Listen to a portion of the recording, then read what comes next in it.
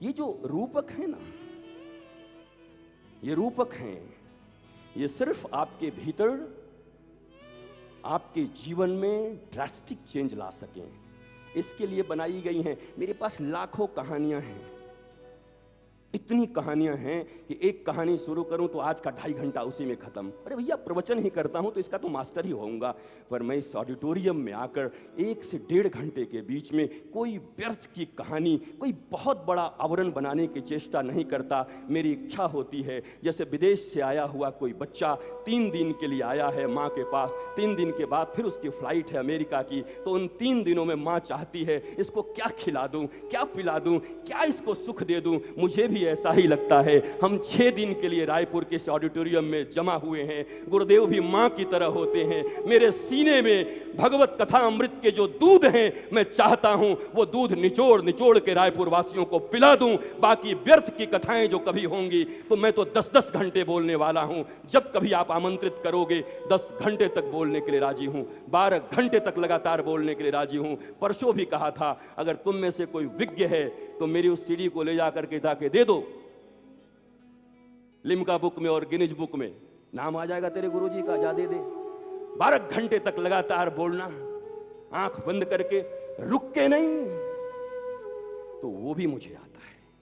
पर मैं आपके बीच 1 घंटे के लिए, 1.25 घंटे के लिए इसलिए आया हूं कि आपके जीवन में कोई ना कोई एक बात ऐसी लग जाए, जब यहां से जाएं तो एक गिफ्ट लेकर के जाएं। बाहर निकलें तो ये चर्चा मत करें कैसा बोलते हैं, हाँ ठीक ठाक देखने में भी लगते हैं, अच्छा ये जटा नकली होगा कि असली होगा, अरे सब बाबा लोग सब नकली भी बनाए होंगे हो सकता है। अरे रे रे रे रे रे, इन बातों में अपनी जिंदगी व्यर्थ कर रहे हो। मेरा जटा नकली है कि असली है, मैं लाल हूं कि हरा हूं, मैं पीला हूं कि क्या हूं, कहां का रहने वाला हूं, मेरे पिता कौन, मेरे माता कौन, पहले मैं क्या करता था, कितना पढ़ा हूं, क्या करोगे जानकर, क्या फायदा है तुम्हें।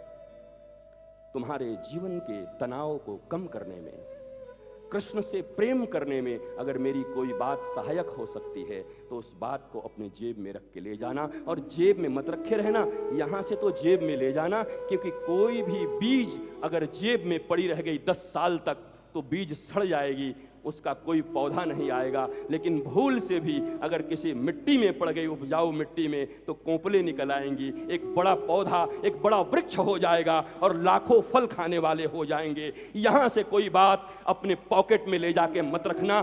कल भी कहा था, आज भी कहता हूं, धृतराष्ट्र की तरह आंखें बंद करके, मोहांध हो करके कृष्ण को मत सुनना। दूसरा, केवल सुनाने के लिए संजय की तरह, संजय क्या था, सुना और दूसरे को सुना दिया, उसे कोई बोध नहीं हुआ। न तुम धृतराष्ट्र बनो, न तुम संजय बनो। अगर तुम बन सकते हो तो अर्जुन बनो। अर्जुन ने क्या कह दिया, शिष्यस्ते हम साधे माम त्वाम प्रपन्नम। और अगर कुछ समझ में नहीं आता तो गीता के 18वें अध्याय का श्लोक याद कर लो, सर्वधर्मान परित्यज्यम माम एकम शरणम व्रज अहम त्वा सर्वपापेभ्यो मोक्षयिष्यामि मा शुच।